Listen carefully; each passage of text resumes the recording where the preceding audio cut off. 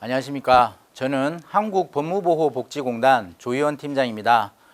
먼저 데이터 플래그십 사업을 통해서 우리 공단의 사업을 설명할 수 있게 되어서 대단히 반갑습니다. 그럼 2020년 ICT 기반 범죄 예방 및 범죄 안전, 출소자의 범죄 예방을 위한 빅데이터 기반 AI 플랫폼 구축 2020년 데이터 매직 컨퍼런스 성과 발표를 진행하도록 하겠습니다. 먼저 사업의 필요성입니다. 여러분들은 출소자들을 이 사회에서 가까이 보신 적이 있습니까? 출소자들은 분명히 이 사회에 많이 존재하지만 사실상 여러분들 눈에는 잘 띄지 않았을 겁니다. 그런데 왜 이렇게 불안해할까요? 조금 있으면 어떤 사람이 출소한다고 어떤 지역은 매우 불안을 고증시키고 있습니다. 근데 그 사람들은 아직까지 출소를 하지도 않았는데 여러분들이 불안한 이유는 뭘까요? 출소자들이 우리 사회에 끼치는 해악이 크기 때문입니다. 그런 것을 방지하기 위해서 한국법무보호복지공단이 존재합니다. 출소자의 재범 방지와 성공적인 사회복귀 촉진을 통해 범죄로 인한 사회적 비용을 절감하고 사회 안전망 구축을 하기 위해 개인 및 공공의 복지 증진을 위해서 한국법무보호복지공단이 법무부 산하 공공기관으로 존재하고 있습니다. 그럼 출소자들을 위한 사업들은 무엇이 있는지 한번 살펴보도록 하겠습니다. 먼저 출소자들은 출소 이후 어떤 경과를 통해서 재범을 많이 하는지, 어떤 기간에 가장 재범을 많이 하는지를 살펴보면 통계청 자료, 누구나 들어갈 수 있는 통계청 자료입니다. 재범자들의 재범 기간 및 종류를 보면 전체 재범자들이 대부분 1년 안에 재범을 한다고 합니다. 특히 3개월, 6개월, 1년을 기점으로 재범을 가장 많이 하고 1년 사회에 적응을 하고 나면 재범하는 내용이 많이 줄어든다고 하는 걸 볼 수 있습니다. 그럼 출소 이후 1년간 어떻게 개입을 하면 될지를 한번 살펴보도록 하겠습니다. 출소자의 건전한 사회 적응을 위한 다양한 프로그램은 사회 내에서 많이 존재하진 않습니다. 한국법무보호복지공단이라는 곳에서 정부의 위임을 받아 전체 14개의 출소자 지원 사업을 하고 있습니다.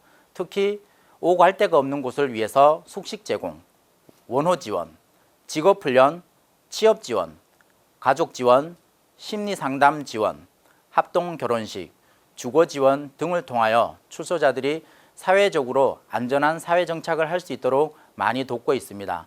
한국법무보호복지공단은 2011년부터 전산 시스템을 구축하여 데이터를 관리하고 그래프에서 보는 바와 같이 사업 실적은 2011년도 비해 기하급수적으로 성장하였습니다. 그럼 이렇게 양적 성장이 출소자들에게 과연 어떤 질적 변화를 일으켰는지는 한 번 더 생각해 볼 필요가 있습니다. 이번 출소자 재범 방지를 위한 빅데이터 기반 AI 플랫폼 구축의 의미는 출소자들 지원 사업에서 양적 증가 그 이상 질적 증가를 어떻게 평가를 할지 사업 방식을 측정하는 부분이 의의가 있다고 볼 수 있습니다. 그럼 어떻게 측정하는 것이 효과적인지 다음 챕터를 보면서 설명하도록 하겠습니다. 범죄자가 일어나면 경찰 단계에서 조사를 하고 검찰 단계에서 기소를 하고 법원이나 검찰에서 조사했던 것을 바탕으로 판결을 합니다. 그러면 당연히 교도소로 갈 사람들이 있고 교도소로 가지 않는 사람도 있지만 대부분 교도소를 거쳐서 또 다시 사회로 돌아오게 됩니다. 좌측에 보이는 표를 보면 이런 범죄자들의 사이클이 보입니다. 그러면 사회 적응하지 못하면 다시 재범을 하게 됩니다. 우리나라에서 재범은 출소자들을 교도소에 있는 사람들을 살펴보면 그중에 반 정도가 다시 교도소에 온 사람들이라는 통계 수치가 있습니다. 이런 사람들은 사회복귀를 잘 하지 못해서 일어난 것으로 볼 수 있습니다. 그럼 오른쪽 화면을 보면 한국법무보호복지공단에서 출소자들의 사회 적응력을 돕기 위한 부분이 적용이 된다면 재범이 일어난 것을 현격히 줄일 수가 있습니다. 이것이 이번 사업의 핵심이라고 볼 수 있습니다. 사회 적응 예측 플랫폼이 갱생보호 사업에 어떻게 영향을 미치는지 한 챕터 한 챕터 보도록 하겠습니다. 그러면 한국법무보호복지공단이 어느 날 갑자기 출소자 빅데이터를 하고자 하는 것은 아니었습니다. 2017년부터 공단의 심리상담 및 가족희망 사업에 대한 평가를 연구 용역을 발주했으며 2018년도는 공단의 합동 결혼식 지원 사업 대상자 가족 현황에 대해서 실태 조사도 진행하였습니다. 그리고 2019년도는 보호 대상자용 회복 탄력성 증진 프로그램도 개발하였으며 출소자에 대한 한국법무보호복지공단의 연구가 지속적으로 성과가 도출되었으며 데이터를 기반으로 진행하게 되었습니다. 이를 기반으로 2020년도에 정보화진흥원에서 주관하는 데이터 플래그십의 사업이 선정되어 한국법무보호복지공단에 있는 많은 출소자의 정보들이 외부 자원, 기술력을 바탕으로 바깥으로 나올 수 있게 되었습니다. 그러면 어떻게 진행되는지 한번 살펴보도록 하겠습니다. 한국법무보호복지공단에서 출소자를 지원하는 과정은 출소자들이 법무보호복지공단에 왔을 때 출소자들의 개별적인 심리상담이라든지 그런 부분들이 담당자가 전담이 되어서 이 사람들을 평가를 해왔습니다. 하지만 주관이 많이 개입됐다라는 게 의미가 있었습니다. 하지만 데이터 플래그십 사업을 통해서 출소자들의 빅데이터를 바탕으로 AI 모델에서 연산을 통해서 예측을 한다면 조금 더 많은 의미를 볼 수 있다는 것이 이번 사업의 중심이었습니다. 이를 바탕으로 개인별 갱생보호 서비스를 맞춤형으로 제공할 수 있고 출소자 관련 데이터를 종합적으로 활용할 수 있게 되었습니다. 그리고 지역사회에서 복지 서비스로 연계를 할 수 있는 기틀이 마련되었습니다. 무엇보다도 지금까지 담당자의 주관과 직관을 바탕으로 했었던 내용들이 데이터 기반으로 한다는 것이 가장 큰 의미입니다. 보호 서비스를 제공하는 데 있어서 담당자의 직관이 이 사람의 사회 적응에 어떤 영향을 미치는지는 지금까지 알 수가 없었습니다. 그러면 어떻게 진행되는지 진행해 보겠습니다. 가장 먼저 공단에서는 데이터 수집을 하는 정교화된 모델이 개선되었습니다. 지금까지는 담당자가 직접 상담을 진행하는 보호상담조사사라고 하는 기틀을 바탕으로 데이터가 수집되었다면 이번 빅데이터 기반 AI 플랫폼이 구축되면서 사회적응 예측 조사서라고 하는 양식으로 바뀌게 되었습니다. 지금까지는 일방적으로 출소자들에게 정보를 제공받았다면 그 정보를 디테일하게 출소자들에게 물어서 척도화할 수 있는 개념이 탑재되었다고 볼 수 있습니다. 그리고 출소자들에게 조금 더 깊이 있는 상담과 정보를 캐칭할 수 있는 시스템이 구축되었습니다. 특히 자기개발이라든지 일상생활에서 바쁜 생활, 가족의 만남의 빈도 등 출소자들의 인식 및 행동을 측정하게 가능하게 되었습니다. 이를 바탕으로 사회적응 예측 모델 알고리즘이 형성되었습니다. 이런 바탕으로 자료를 수집을 하면 연산을 통해서 데이터가 변환이 됩니다.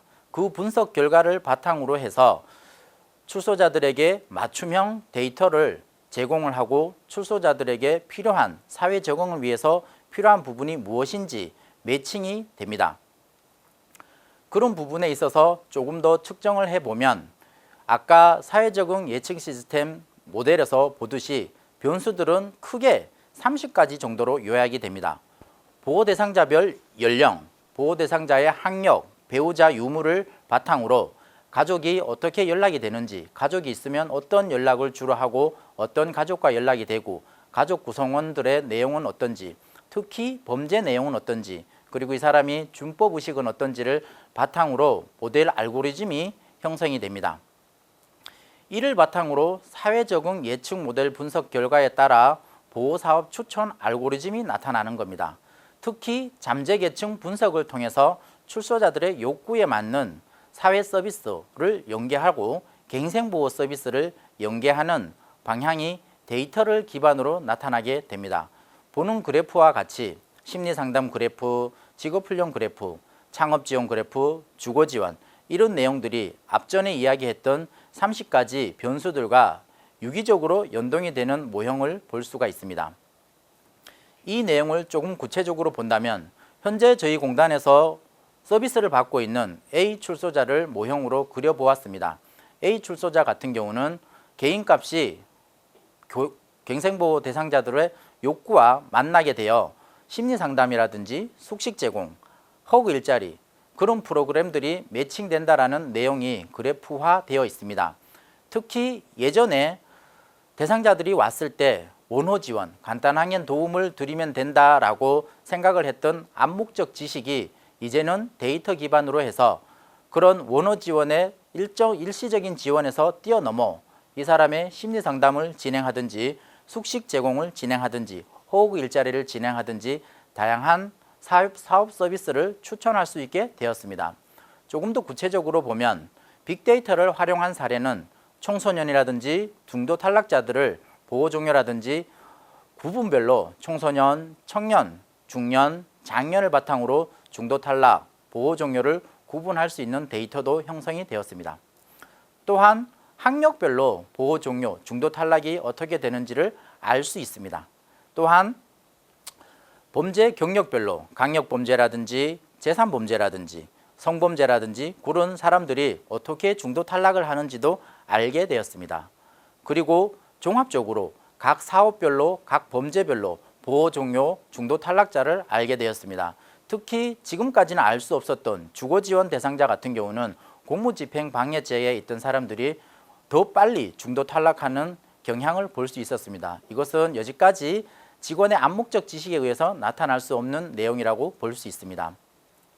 그러면 조금 더 객관화된 데이터 그 이외의 데이터를 상담 데이터도 한번 분석해 보았습니다. 2011년부터 2020년까지 수년간 수집된 상담 데이터를 텍스트 마이닝 기법을 통해서 상담 데이터를 분석해 보았습니다. 상담 데이터를 분석해 본 결과 초범 집단과 재범 집단으로 나누어서 초범 집단은 가족, 업무, 시험, 장기, 재범, 현재의 키워드가 중심으로 이루어져서 미래 발전 가능한 키워드가 상담 내용에 많이 나타나는 것을 발견하였으며 특히 재범 집단에서는 직업훈련이라든지 숙식, 긴급번호, 건강, 일자리, 정체된 부분으로 데이터가 나타났습니다. 이렇게 해서 재범자들을 위한 프로그램과 초범자를 위한 프로그램이 구분이 될 수 있었습니다. 그리고 네트워크망 단어 분석을 해본 결과 직업훈련 욕구, 취업지원 욕구, 주거지원 욕구, 숙식지원 욕구를 다양하게 나타내는 대상자 상담 데이터를 분석할 수 있어서 유효한 값을 저희 공단에서 산출을 할 수 있었습니다. 이렇게 해서 대상자 상담을 어떻게 진행할 수 있을지 관련 내용을 수렴할 수 있었습니다. 이를 바탕으로 모델을 해석한 결과를 바탕으로 사회적응 보고서를 시각화할 수 있었습니다.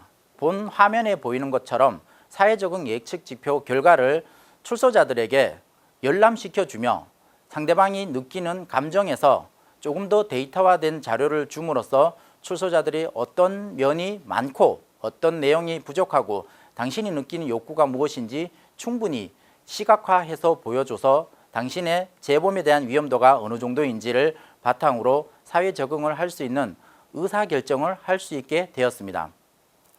이를 바탕으로 사회 적응 예측 시나리오는 다음과 같습니다.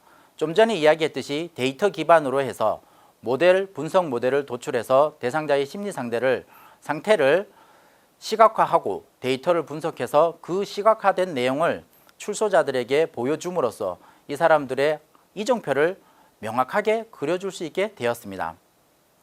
조금 더 내용을 살펴보면 올해까지 진행한 내용이 출소자들을 위한 사회적응 예측 지표가 과제였고 두 번째로는 맞춤형 갱생보호 서비스를 제공하는 게 이번 과제였습니다. 그리고 마지막으로 시각화가 이번 과제였습니다.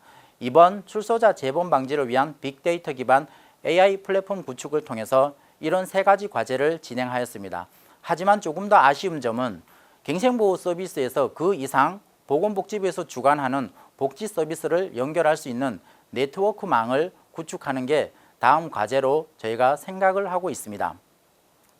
이런 과제를 통해서 한국법무보호복지공단에서 출소자를 제공하는 부분은 분명히 지금까지 수집된 데이터는 기존의 데이터는 처벌 중심의 강제적 데이터였습니다. 이 사람들이 어떻게 사회에 적응하고 하기 위해서 강제적으로 데이터를 하나하나 수집해서 이 사람들의 위험도를 측정했다고 하면 지금까지 저희가 공단에서 수집한 데이터는 출소자들이 자립을 돕는 긍정적인 데이터 수집에 큰 의미가 있다고 볼 수 있습니다.